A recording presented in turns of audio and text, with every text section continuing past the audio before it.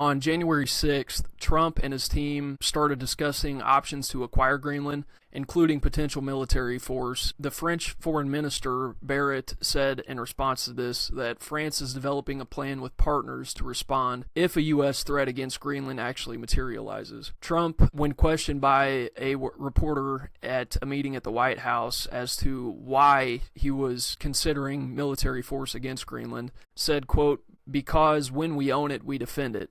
You don't defend leases the same way, you have to own it." I have issue with this specifically regarding the rest of NATO, because if that statement were to stand, which I don't think that Trump actually meant that, I do think that that's strictly rhetoric that was meant to sort of put the fear of God into Greenland and the people who have an interest in it currently, whether it be France or the Danish. That statement is obviously nonsense, because Greenland being a part of NATO, we have to defend it because of the treaty that we have with NATO. If any other NATO nation, NATO ally, were to be attacked, invaded, it would be required of us, and it would be unquestionable that the United States would protect it. At this point in time, we are still a part of NATO. We have not withdrawn from it, even though it has been perhaps discussed, although I think any discussion of it has been,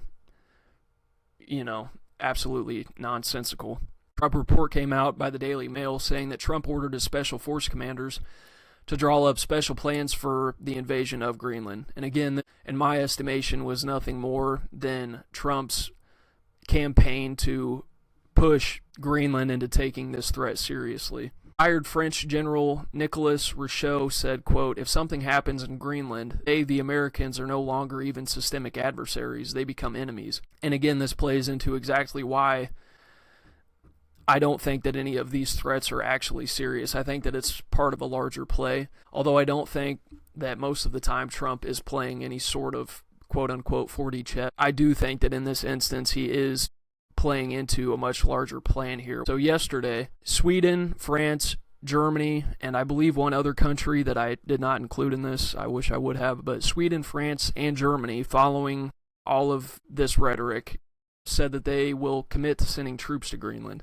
Danish Defense Minister Truls Lund Poulsen announced that Denmark is starting a military exercise in Greenland, and that there will be increased military activity there with ships, planes, and soldiers. So in the Arctic region here, you only have a handful of countries that even have access to the Arctic. You have Canada, you have America, obviously, as far as Alaska goes over here. You also have all of Russia, which expands along this northern border here. You have Greenland, you have Norway. So really you only have these 5 countries that have access to the Arctic. Within the last few decades, because of shifts in temperature in the Arctic, and also improved technology by the Russians in terms of icebreaker ships, they now have the ability to move through the Arctic, Russian submarines as well, and potentially start to pass through these choke points that currently exist here. We used to rely on countries like Iceland and the United Kingdom to monitor any activity through these regions, but the United States, aside from looking strictly at the control of the mineral resources of Greenland, would like to see more forces stationed in this region for that exact purpose of monitoring this exact gap here, because if Russian ships or subs move through this gap here, they have access to the Atlantic, which obviously gives them access to Canada, the United States, and every other portion of our sphere of influence, which becomes even more relevant as within the recent days, weeks, although it's been relevant for decades at this point, perhaps more so now with the rising tension in Venezuela. You have Vladimir Putin restating his what's the term I'm looking for here, support for former Soviet-aligned regimes such as the one in Cuba. So we are now more than ever trying to focus on this gap here, and Greenland plays a crucial role